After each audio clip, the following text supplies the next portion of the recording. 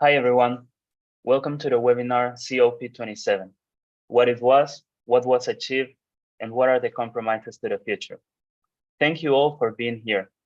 Thank you, Economio Francesco, for allowing and encouraging the dialogue, the conjunct work, and the new and necessary visions and approaches to economy. Pope Francis established in Laudato Si that climate change is a global problem with grave implications: environmental, social, economic, political, and for the distribution of goods. It represents one of the principal challenges facing humans in our day. Climate change affects mostly the poor, the vulnerable, and our lack of response to these tragedies points to the loss of that sense of responsibility for our fellow men and women upon which all civil society is founded. During 2022, the COP27 meeting was held, in which different political and social actors participated for discussion, dissemination, and action regarding climate change. This within the framework of the 30th anniversary of the adoption of the United Nations Climate Change Agreement. Spaces for dialogue are extremely important for reaching agreements on the basis of shared vision. As established by Pope Francis, climate change is not an isolated crisis. Climate change is the greatest crisis. From Economio Francesco, we work for the construction of new economies with the human being at the center, economies that seek to care for the common home and that guarantee the human rights and the dignity of life itself. Now, I give the word to Magali Giovanelli, member and active participant of Economio Francesco. She will moderate and guide the dialogue of this space. Again, thank you very much for the Economio Francesco. Thank you to the panelists for all your work towards better realities, and thank you all of the participants that are here with us today. Well, thank you, Ricardo. Thank you very much for your words and presentation. Hello, everyone, and welcome to the COP27 webinar. Today, we are going to talk about what was achieved, and what are the compromises to the future. My name is Magali Giovanelli. I'm a lawyer and professor of environmental law and member of Economio Francesco.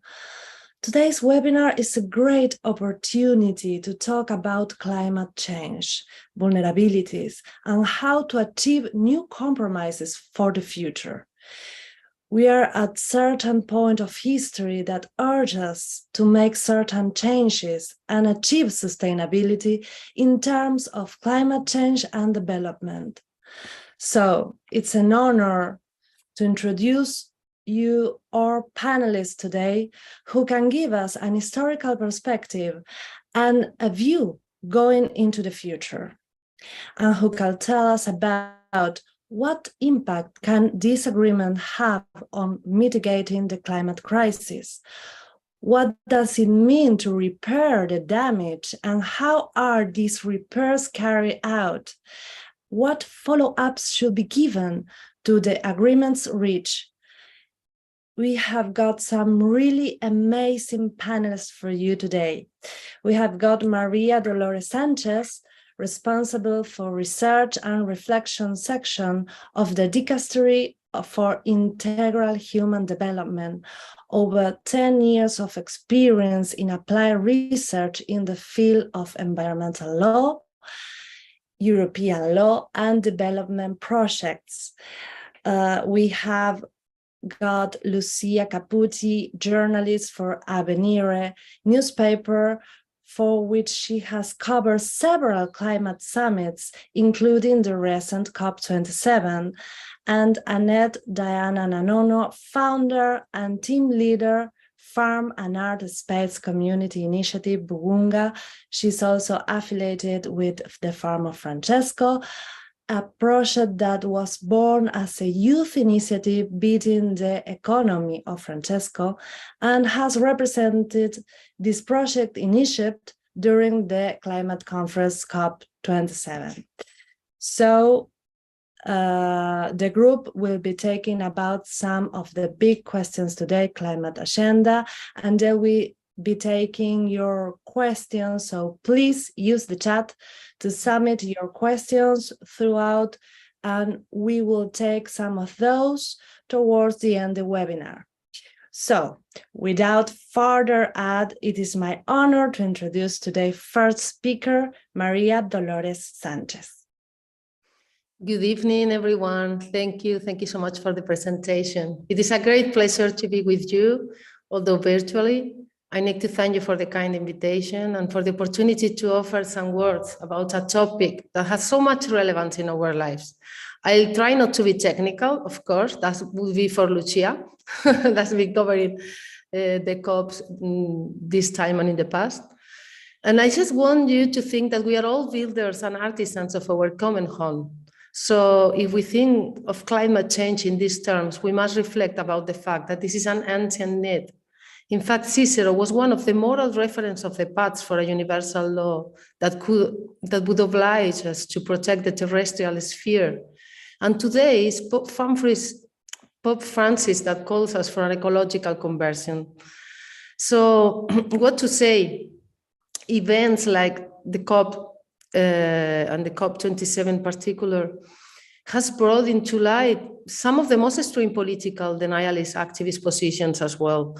And so lately, this brought the unfortunate idea of attacking works of art. I don't know if you heard of this, and thereby detracting from the rationality of the climate cause. And those are sad events. But I want you to draw your attention towards the beautiful idea that each one of us as an individual has a moral obligation to protect the earth, our common home. And of course, engage with these discussions.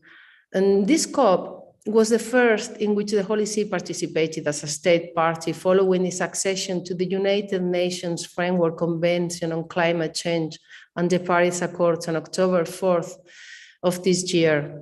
So from the dicastery, I didn't attend personally, but we had one of our officials, Martina Giacomel, joining the delegation with the Secretary of the State and other Catholic actors.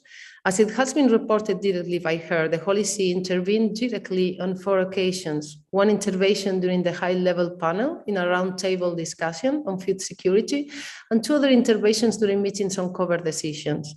And there was also an opportunity to present and screen parts of the documentary, The Letter, co-sponsored by our dicastery in collaboration with the Laudato Si movement during a side event jointly organized by the Holy See, the Laudato Si movement and the government of Senegal. And it is important to emphasize the distinctive contribution of the Holy See on the issue of education, which is an important part, an important achievement in this forum in the United Nations Framework for Climate Change. And the complexities of climate change require a holistic approach. And COP27, as other COPs have been a unique opportunity to mobilize commitments and action to transform, in particular terms, education. And not only to tackle climate change, but to inspire and engage moral awareness for the care of our common home. And this is an incredible achievement because within this context, talking and rethinking education it's been really a turnaround in other political discussions. So this ties to, of course, the message of the Pope in his encyclical Laudato Si, expressing the prophetic message according to which everything is connected: ecology, economy, work, and spirituality. So where education systems need to integrate this message, the idea that everything is connected, take us to the important role young people play to take care of their own future. And this is also particularly present in the COP. And this is part of our engagement in climate change agreements. So young people, of course, have learned to protect themselves and to find a way to get their voices heard. We shouldn't forget, and I'm sure we all remember Greta Thunberg, the Swedish 15-year-old girl that joined the COP24 in Poland in 2018 and asked everyone, okay, now you say that you love your kids, but then you go and destroy their world, their future, because of course, in all this COP, the young people couldn't see courageous actions. They couldn't see around them things that were evidently showing a compromise and engagement towards the fight of climate change. So there's also a prophetic message now with Fratelli Tutti, and it's very timely. And it goes further than endorsing social justice and denouncing our global institutional settings, still not being able to stop not getting a bigger engagement against fossil fuels and the innumerable abuses of power that we have. It comes to remind us how important it is to say and to stay close to our neighbors. Just living the simple evangelical truth via brother to everyone, because it is just fraternity, the spirit of brotherhood and collaboration that will save humanity. And this, of course, ties to one of the most important breaking through agreements of the COP27, which is providing loss and damage funding for vulnerable countries hit hard by climate disasters. This decision, although it has a long way to go, during this year there will be built a committee, and there is important steps to be made to get really a big engagement of this. This is really one of the most important breakthroughs of this COP27. So, and here there is the clear image how climate change is intertwined with the financial system, with the ills of our economic system. And finally, there is a mechanism to help the most vulnerable. It has determined a way forward on a decades-long conversation on funding for loss and damage that could have been just a simple deliberation about the way we help those who suffer the most and how to address the assistance and damages to the populations of the world that are more threatened with climate change consequences. Still, this sort of collaborative measure added to the official agenda and adopted for the first time at this COP is a basic promise to the young, to the voiceless populations, and to those who suffer hardship and have no means to react. And governments also agreed to establish a transitional committee to make recommendations on how to operationalize both the new funding arrangements and the fund at COP28 next year. So the first meeting of the transitional committee is expected to take place before the end of March of the next year, 2023. So these are valuable contributions. And another valuable contribution in which the policy is protagonist is the fundamental contribution of indigenous peoples to the climate change debate and the link and effects of climate change on food systems. This was taken up and appreciated by several delegations. During the 2 weeks of work, there were also meetings between the Holy See and some other Catholic non-governmental organizations present at COP. And the feedback from these 2 meetings is definitely positive. There is a great willingness of them to support the delegation also in the post-COP work in preparation of the Bonn Conference and COP28.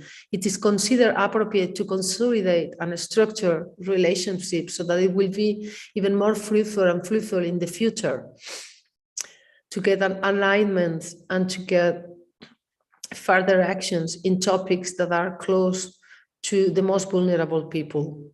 So the decisions taken in any case re-emphasize the critical importance of empowering all the stakeholders to engage in climate action through the 5-year action plan on action for climate empowerment and the intermediate review of the gender action plan. These outcomes will also allow all parties to work together to address imbalances in participation and provide stakeholders with the tools required to drive greater and more inclusive climate action at all levels.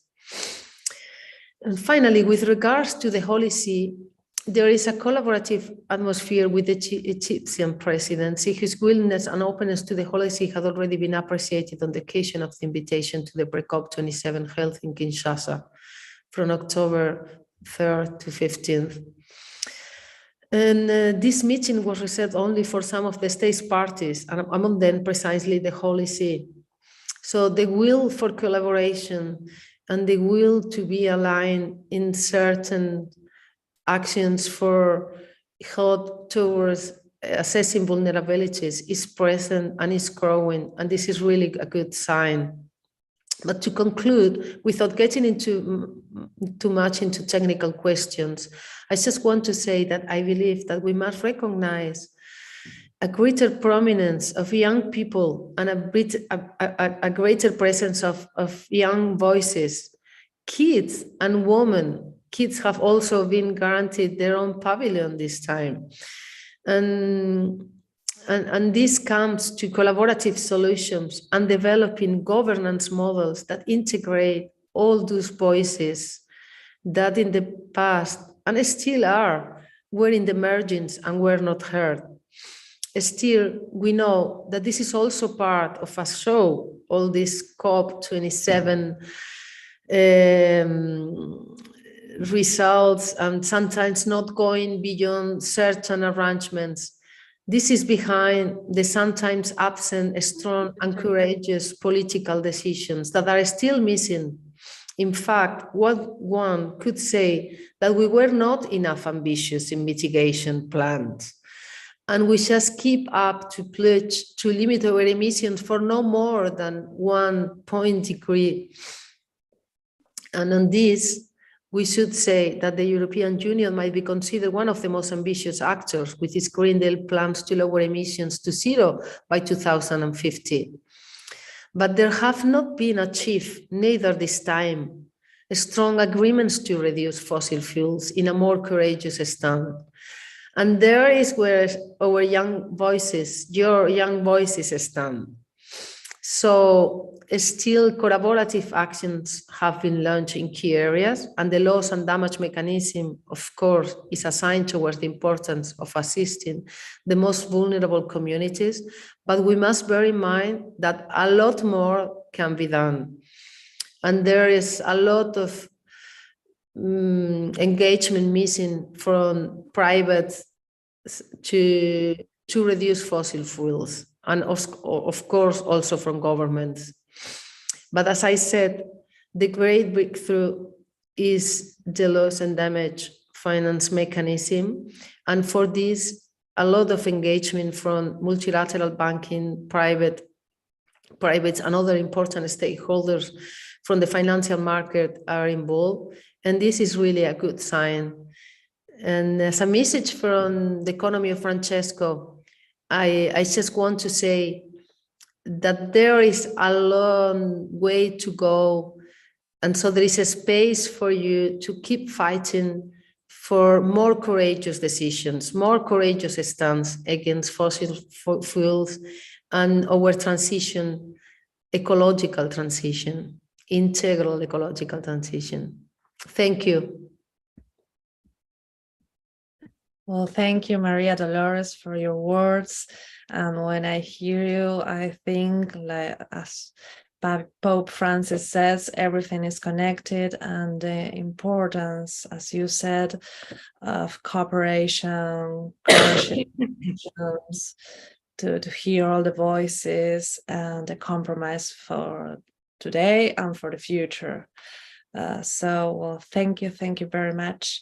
And now we have Lucia, who is working as a journalist for Avenir, and she is going to tell us about the COP27 that she covered this year. Welcome.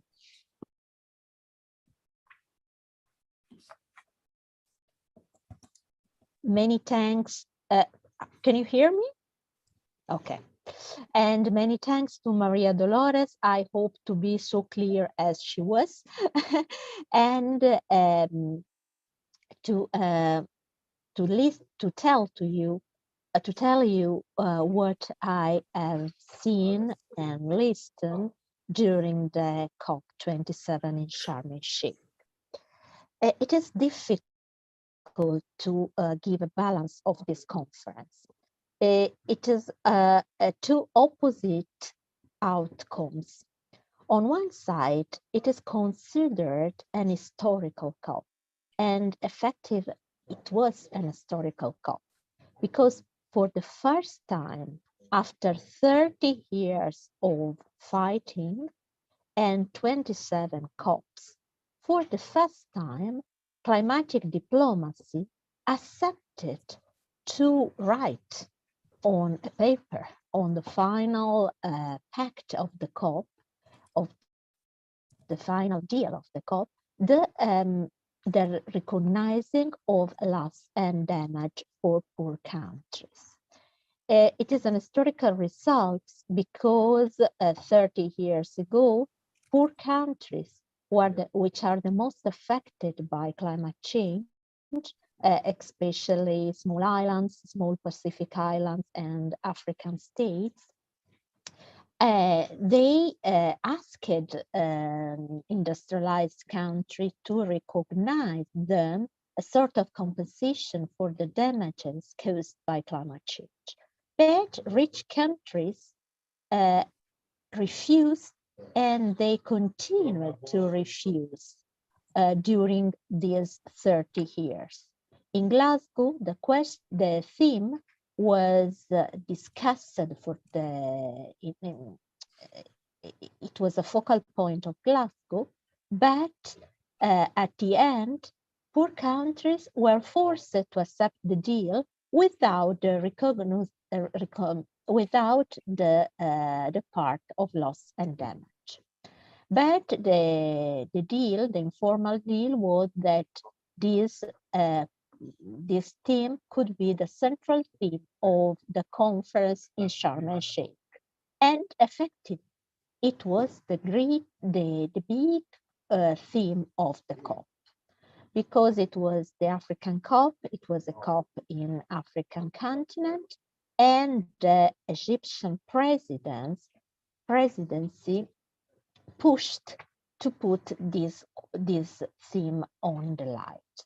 But it was also the central theme of the conference, because poor countries were able to build a great alliance, the so-called Group of 77, which in reality is formed by 134 countries more China, which is considered only in paper and developing country. In reality, China is a great power, one of the most powerful countries. And at the end, with this alliance, they were able to build another informal alliance with public opinion, especially with the young.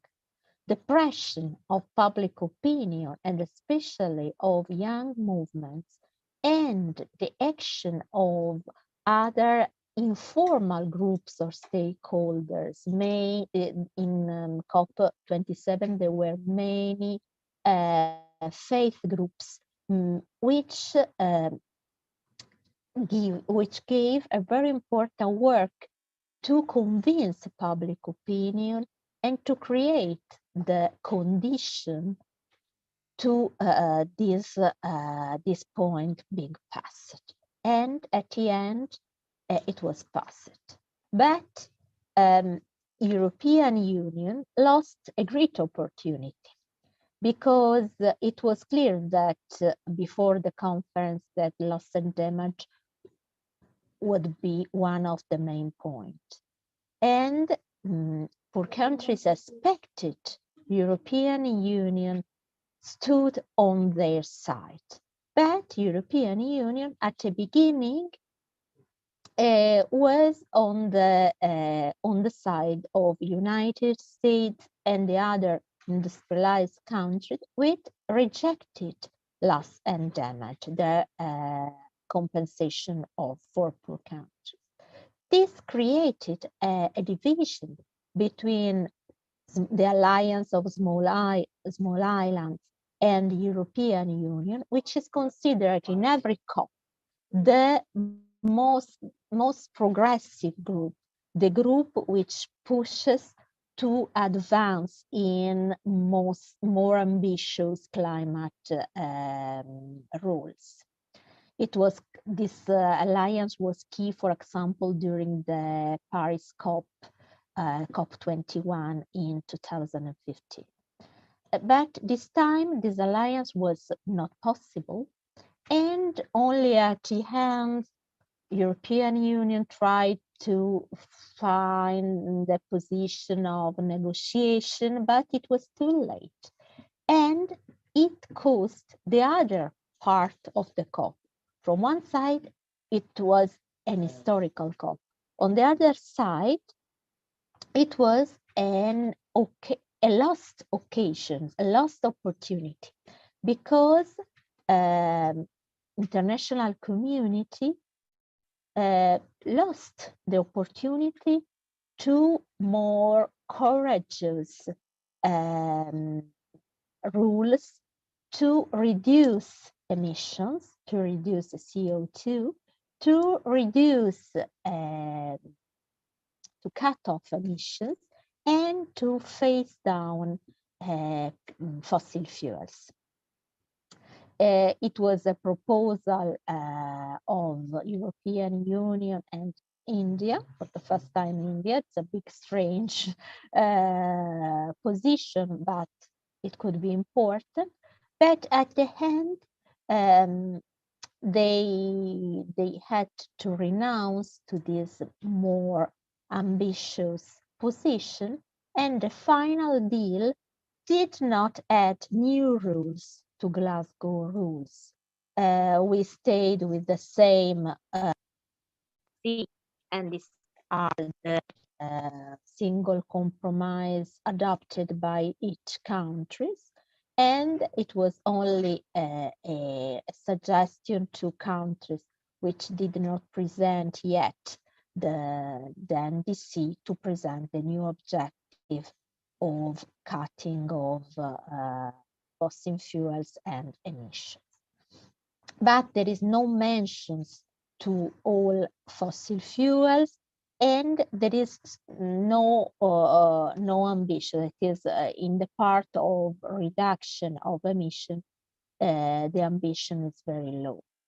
So it is a great lesson in times which we are, and it is I think it is a big lesson, especially for you who are young and young economy, because while the great countries, while the great leaders were not able to find a sort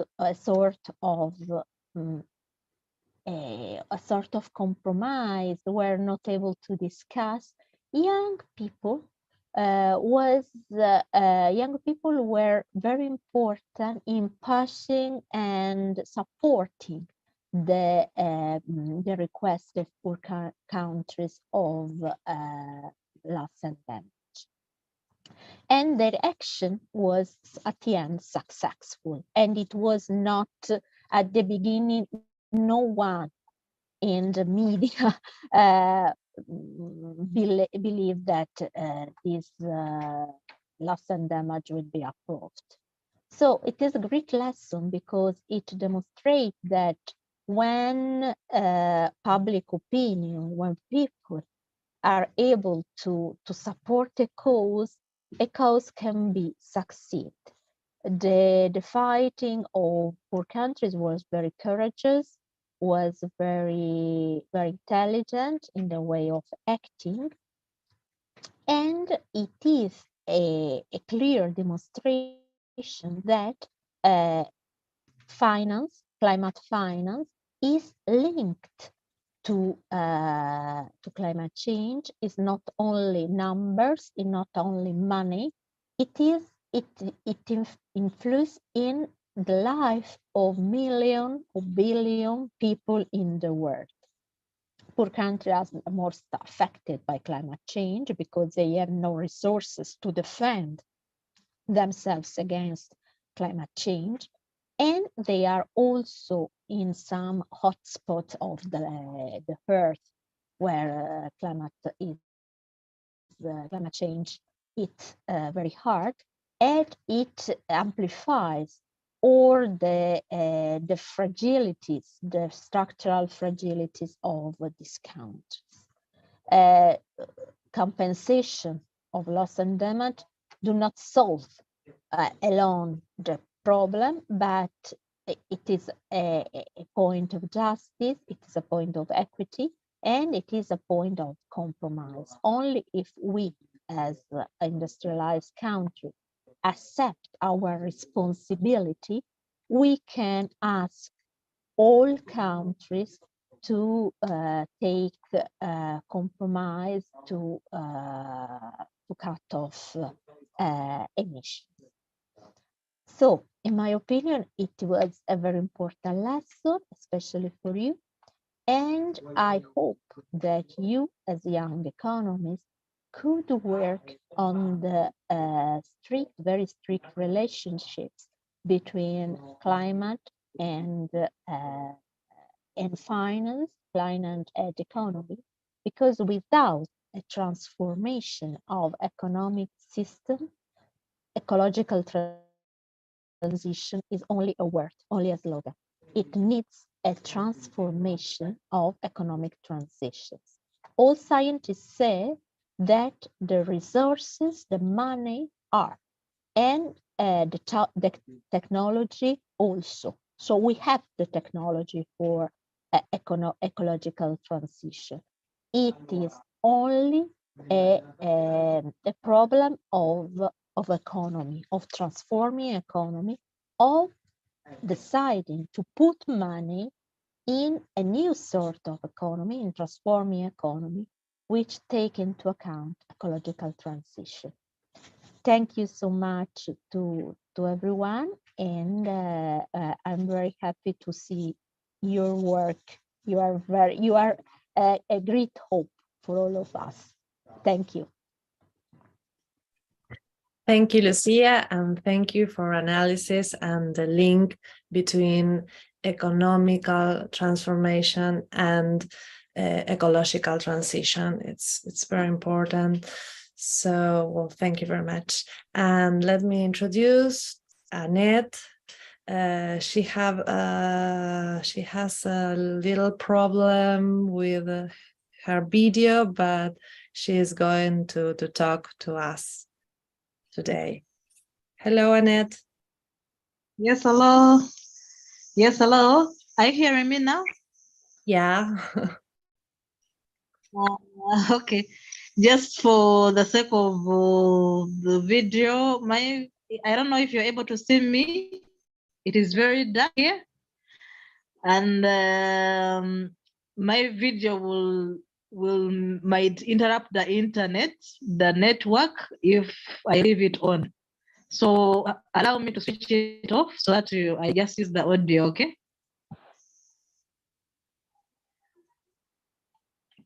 So you're so welcome. Thank you for inviting me to speak what happened and the achievements of COP27. For me, as a climate leader, it was my first time to attend a COP, and I joined climate change advocacy in 2017, and I have always looked forward to attending a COP. And finally, with my courses, my studies that I've been pursuing on climate leadership, I was able to get accreditation to attend the COP27. However, I failed to get sponsorship to attend it. But when I talked to the members of Farm of Francesco that I had met in the event at the Economy of Francesco in Assis, they offered to help me with some little money that helped me be able to help me attend it helped me on my transportation to attend the COP. So I'm very grateful to Farm of Francesco and the Economy of Francesco for enabling me to do this. So because it was my first time to attend the COP, my experience is a little different. I needed to first know how everything works at the COP. And with the guidance of the farmers constituency, I was able to get into the negotiations, some of the negotiations, and I was able to get something out of the COP. I did not miss out. So because I was basically in the farmers constituency, the UNFCCC farmers constituency, I got the opportunity to learn exactly about the Cronivia joint work on agriculture, which is basically focusing on food security, climate resilience, and mitigation. And it was tough for the farmers constituency because as we know that it is agriculture that is able to do both mitigation and also adaptation, climate interventions. So the emphasis on the negotiations is basically on transportation, aviation, and energy, which is not fair. And when we are looking at the communities, the populations that are suffering, that have been affected by climate change, we are actually talking about hunger and food insecurity. However, the contributions, according to the report from UNFCCC, show that the climate funding to the agricultural sector was only 2.2%, which is the injustice that the farmers constituency tried to put across during the negotiations, so that this amount of money of finance should be increased, because when we're talking about the vulnerable communities, we're actually talking about hunger in these communities. And also, the other meetings that I participated in were on the food systems transformation. And it is also the Cronivia joint work on agriculture development was really putting this across as one of the things that should be looked at. However, at the end of the negotiation, it wasn't really given time and attention because of lack of some data and some research that was needed. When we talk of food systems transformation, we are talking about farmers changing from transforming from conventional ways of farming to regenerative ways of farming. Actually, most of these communities that are suffering from hunger today are communities that actually used to be very self-sustainable. I understand that the issue of the increase in population is also key, but it does not take away the fact that these communities used to be very stable. However, some of the reasons as to why they are now being affected greatly by the climate change is because of some of the interventions that were brought on board actually are not sustainable. An example in point is some of the fertilizers that are being given to the farmers that are being promoted to increase the yield in food production. These fertilizers are actually reducing the natural health, soil health, and changing the soil health into being very unhealthy for the microorganisms in the soil. So the farmers find themselves in a fix that they cannot afford buying fertilizers, and yet their soils are already depleted because of the chemicals that they used before. So what the farmers constituency is addressing is that some of these interventions are proved to be very unsustainable, and farmers need to be supported in transforming the food systems. The other example in point that was in discussion in one of the meetings was the use of the pesticides that are killing most of the natural being of the soils, and killing some integrated organisms that would help fight some pests. So farmers are now being are in a fix. Some farmers are in a fix that they can no longer afford to buy the pesticides to fight these pests because of the ecosystem that has been destroyed. Then the third point was on the issue of use of the GMOs and some of the seed that farmers have to keep on buying. So when the farmer buys seed, and unfortunately, because of climate change, they are not able to harvest well, or they are not able to, their crop does not reach maturity because of the drought, it means that the farmer has lost. And all that they invested has come, they will not be able to get it back. So meaning they will not have money to invest for the next season. And that has been reflected in most of the areas that have been affected by famine. Farmers are not able to afford seed again after they have lost in the previous seasons. This has been due to use of seed that cannot regenerate, seed that you cannot plant again. So if sometime back, years back, farmers were able to keep seed to plant and keep some seed for the next seasons, even if the crops are affected by a drought, at least they would have what to use to plant again because the seed is regenerative. However, some of the interventions that are in place cannot allow the farmers do this. So some of the reasons as to why there is food insecurity today, leave alone the increasing population, is because some of the interventions that have been put in place to combat climate change are actually not sustainable.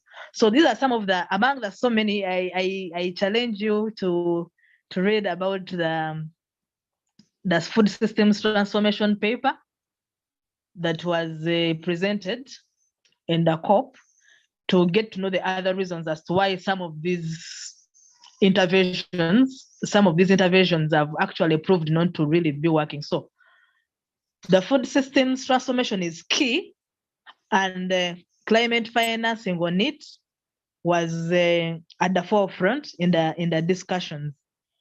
Like the way I told you earlier on, that still we did not get a conclusive statement from the negotiation that could fully address our issues as farmers at the COP27.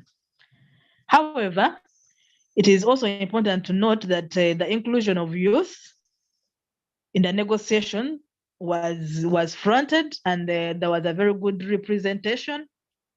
There was also a representation of the youth and children, because they had a pavilion, and so much was discussed on the water management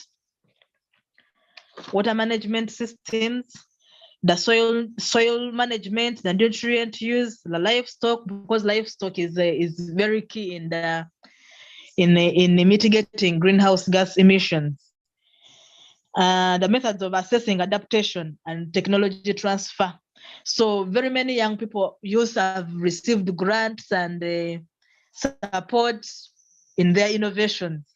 So at least this was evident in the innovations that were being presented even at the green zone, and also the socio-economic interventions that are in place, especially on the gender component, that was exhibited at the COP27 was good. So me personally, I am working on a climate solution that is addressing soil management, that is precision soil nutrient use, whereby I'm training farmers how to make organic fertilizer, because organic fertilizer is one of the key components that was identified as something that can help actually keep carbon in soil 3 times. Actually, so it is something that I'm working on, and I am grateful that all of us in our own capacities, there is so much that we can do in order to combat this. I also participated in talking about private sector involvement at the Denmark pavilion, which was discussing policy, change of policy in the various countries, especially the developing countries, which also is a paper that was also presented at the negotiations, and that recognized private sector as key in promoting adaptation. So basically that was it. And I am really glad that there is this space to discuss this. Thank you so much. Well, thank you, Annette, for your view as a young leader, as a member of Economy of Francesco, and the link between food security, agriculture, justice, and climate change. So thank you very much. And now we have some questions for all of you. We have a question from Klaus Ropp. His question is one general question for all of you. How do you envision the use of taxation as a tool to foster sustainability and fight the social environmental crisis, which is single one, as Pope Francis states in Laudato Si? Some of you want to respond of this question? Well, this is a courageous question and it needs a courageous answer. It means, I mean, that's a political decision. If we know that if we don't want to use fossil fuels, it's true, we need to tax them and to tax them a lot. And that's the only way. But that needs to find balance, equilibrium, and it is a work to be done with a strategic plan when you are thinking about that, a green transition. So if you tax on one side, you need to give help to in another side. So of course there is a long way to go, because this is really the best tool to foster sustainability. I mean, you tax carbon, so you don't use carbon. It's not just making a market or carbon leakage of all these measures that we know or we don't know, or we may be aware of all of them. But still there is, of course, not a real taxation as it should be to really transform the economy and foster real sustainability. But this is something that it needs to be built with a strategic plan, and it will happen slowly. But of course, taxation is a courageous instrument, an important one.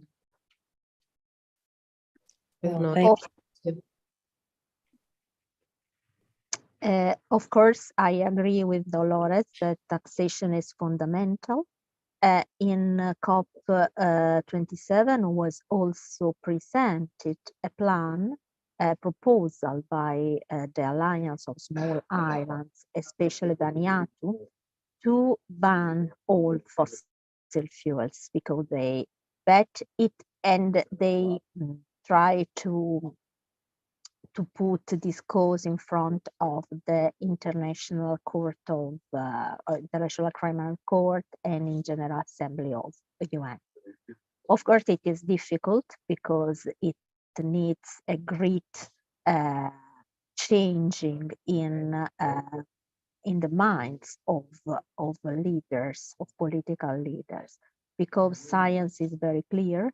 There are no doubts about climate change and the human responsibility. Science is very clear. We know all the state of the problem, all the context, and we know perfectly the consequences of not acting. It is the main point is political. We have to change. In this way, I think that it is very important in a laical way to have a true conversion, as Pope Francis said in Laudato Si. And it is not intended in religious terms. we need to transform ourselves, but we need because of the transformation is very big, we need to be spiritually convinced. So we need to work on changing our minds, or changing our perspective, on changing our paradigm, as said Laudato Si. It is fundamental because it is not only an intellectual comprehension. We have the intellectual comprehension, we have the figures, we have the reports of IPCC and all scientists. But now we need a spiritual move, a spiritual intent to change our economy, and which is your work, no? In other way, you work in the economy of Francesco. To change economy, we have to be motivated. We have to believe in our hearts, not only in our minds, that it is better for all of us, that it is not a problem of poor countries, of the others, or a problem only of the leaders, a problem only of the economicians. It is a problem of all of us. So it is very important to sensibilize public opinion, to sensibilize people to transform their mind, to transform their priorities, to transforming their way of life. Because only in this way we can prepare the great ecological transition we need. Well, thank you very much. Now we have a question from Argentina. Magali Jojot asks you, which is the role of clean energies within these more vulnerable communities, and have these new energies arrived to this population?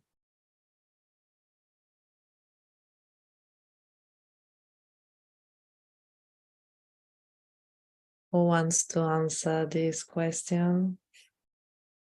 It is, well, clean energy, the ecological transition is in Africa, Latin America, or Asia, could be very advantageous for these countries, because clear energy are these countries, especially, for example, African countries, or also many Latin American countries, have natural resources like sun and wind, and so they can use them to, but they need technologies. So in this way, it is important loss and damage, because if we recognize the loss and damage product, and we change the financial rules to invest in these energies, they can act this transition. They not necessarily have to pass because in an industrial phase and the use of fossil fuels. They can have this transition, but it is a problem of technology and of resources. In this way, it is very useful, the cooperation between North and South. But on the other side, North, especially now with the Ukrainian crisis and the energetic crisis, is seeking other resources of gas, especially, or fossil fuels, to not supply from Russia. So in this way, they are trying to negotiate with poor countries deals which give supplies of fossil fuels. And it is a big problem, because it not help poor countries, and it not help also north of the world, because climate change affects all.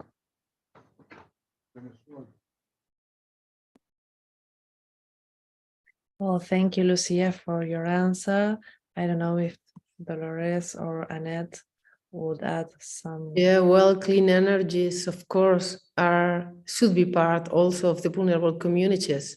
And that's the intelligence of the political cooperation in general, to find how to assign resources to particular populations, especially most vulnerable ones. But there are still problems in terms of financial investment on that too. So this new mechanism that that should be also used for investment that not only are to endanger their natural resources, but to create the possibilities of using clean energies. And we know that in the South, they have the natural resources to start producing their own energy too. And there are a lot of small community projects, especially linked to energy, small energy communities for auto production. But for this, we need to more investment and divestment from carbon. So, and it's still a slow process, because of course there is still cooking with carbon resources in some African countries. As we know, there is a lot of problems associated to mining and finance as well in many places of the world, not just in Africa, Latin America, Asia. So there are a lot of hot topics around all this transition and getting clean energies to the most vulnerable communities. So a lot of work to be done on that side too. Well, thank you, Dolores. And now we have another question that says, given the existence of evidence of the impacts of climate crisis, the impact of the most vulnerable, and the apparent apathy of the economic powers, do you consider that spaces like COP really represent a space for reaching agreements that really generates impact? I mean, it generates impact. It's just a question of going back in history. If you think what we have reached, even in conceptual terms, I mean, we now have the concept of governance. Governance meaning that it's not just top-down approaches, but something that could come from bottom-up, having a lot of stakeholders reaching an agreement in a table, having a lot of voices coming to a negotiation. I mean, talking about topics that couldn't be assessed in other forums. I mean, still, even it could be limited. The United Nations Framework Convention for Climate Change is still a global forum in which you have a lot of negotiators on the tables. And of course, it has impact. As you know, now there is the COP15, for instance, on biodiversity in Montreal. And of course, there is not such a political interest as there is in the COP27. Of course, this could be associated to the fact that all the industry that lies behind fossil fuels, carbon, oil, I mean, you know, is all linked, and of course, market mechanisms and all that has been activated, but there is an impact.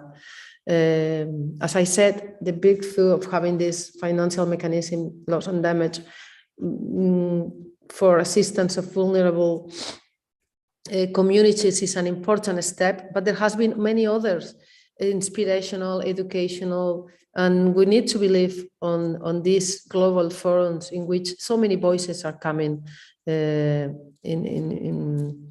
into round tables, and civil actors, individuals, different organizations. I mean, the governance model has changed, and the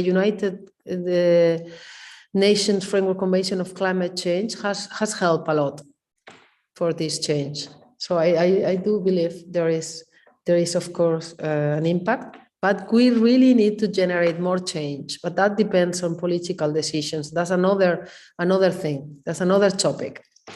And remember, Greta Thunberg, that it generated impact, and she was there, and there is already a pavilion for kids. So that has got an impact. Let's say that there is. We shouldn't neglect what has been achieved in terms of impact, generating impact. Well, thank you, Dolores. Lucia, do you want another some words? Of course, I agree with Dolores. Climatic diplomacy is very slow, but it proceeds, it goes forward. We have to adopt an historical perspective. And not only,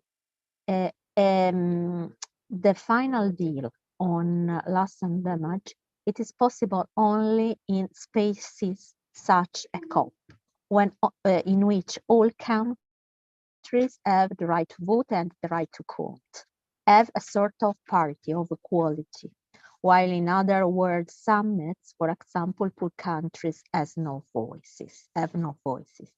While in spaces like COP, this sort of deal at the end with great work are possible. So we have not to think that COP have an immediate impact. They have not an immediate impact, but they generate a transformation. They are sort of a long way to change. Of course, we all of us would like that these changes could be faster and could go on in a more effective way. But we have to consider the achievements, and the achievements are great. And the fact that for the first time, public opinion, especially young, are or looking to COP or looking to these spaces. And of course, we do not have to delegate all to COP or to big leader. We have to ask them what we have to survey them, to survey what they do, how they implement the dealing. But we did not think that COP are unusual, because it is not true. It is an instrument, and all of us have the responsibility that these instruments can work. Well, thank you, Annette. I don't know if you could say something about, or well. Okay. Yeah, the COP is good space. In my view, it is good space to make some of these interventions come to pass, especially when it comes to climate financing. It also gives a sense of direction to the developing countries where they can focus their energies. For example, when there were several demonstrations that were being staged during the COP, and most of it was about climate justice and about the compensation issues. I think the COP is good space for visibility of some of these issues, and for me, it made sense for me. However, I also noticed that if someone asked me that, are you looking forward to the next COPs or something like that, I wouldn't say I am looking forward to actually attending the COP again. But what I would say is that I am looking forward to participating in the writing of these, in the contributions from my country to present to COP, because the negotiations, in order to participate in the negotiations ably, you must know exactly what is happening in your country and what exactly is needed. You must have good data. So I am more interested in that. I would say that emphasis on who to attend COP and get something meaningful out of it should be actually put on the researchers and the scientists and the politicians that really have the goodwill for their countries. So it is space that is good, but also on the other hand, the right people should attend it. The right people should attend. People who have information, people who are informed, should actually attend it, which I really did not see much, especially if I'm to talk from the view of my country.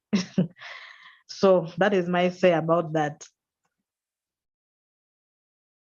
Well, thank you, Annette. And finally, if you could give young people, the future generations, some advice on the way forward, what would you say to them? Yeah, I would. Transform your economy the way you are doing. I just say that. Well, thank you, Dolores. Dream, and make noise, as the Pope says as well.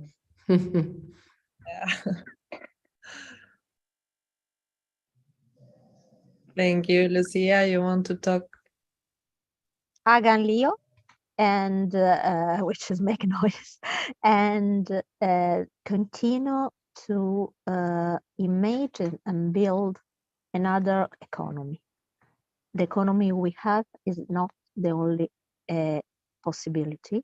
It's not only the only alternative. You know that there are other ways to produce and to be efficient without condemning the majority of people to poverty or to exclusion. You know this. Please continue to work, because economic transformation is the key for ecological transition. There are not two separate crises. There is only one crisis, which is social, economical, climatic, and it is the math crisis, the humanity crisis. And economy, working on economy, and especially young people, is the key to start this solution and this transformation. Well, thank you. Annette, do you want to add something more? Okay, I would tell the young people to be very confident, to be brave and bold, and stand up for the right thing, especially climate justice. Not to be scared that if they use exploitative ways, they will actually make most young people think that when they don't use exploitative ways of making money, they will not get better livelihoods.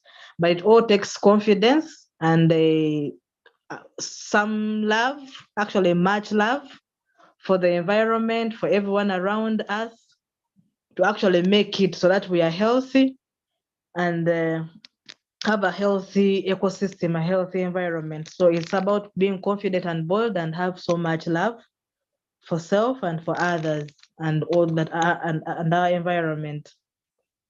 Thank you. Well, thank you very much. Wow, there is so much that we need to learn, to evolve, to transform. I love to hear you, because you call us to be brave, to be kind, to be creative. So I think this space is amazing. It was amazing to hear you all. So I really, really appreciate you taking the time to do this. And I think we need more of this kind of webinars that brings the historical perspective, but also brings ideas to answer these difficult questions of how to achieve new compromises for the future. So thank you very much. And remember, as Pope Francis says, as we seek to save the planet, we must not neglect those who suffer. So thank you very, very much. Thank you. Goodbye. Goodbye.